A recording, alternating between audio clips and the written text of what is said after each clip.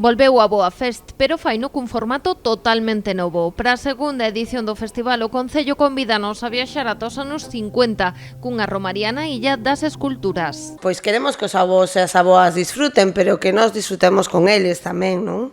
Así que o día 28 de maio na Illa das Esculturas, nada máis e nada menos que de 12 da mañán a 12 da noite, 12 horas que van a dar para moito, pero que temos un programa moi extenso. Será o vindeiro 28 de maio. Blanco animou a xente a que asista vestida incluso a moda dos anos 50 para gozar da gastronomía, as actuacións musicais, as actividades de xogos tradicionais ou os obradoiros que encherán de animación a illa.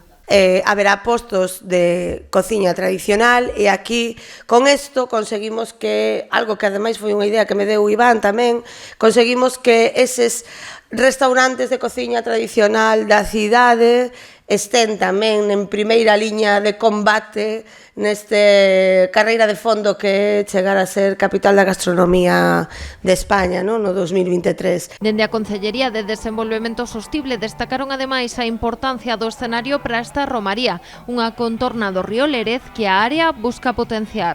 Pois pareceunos o río Lérez, o entorno do río Lérez o mellor sitio, por varias cuestións, non?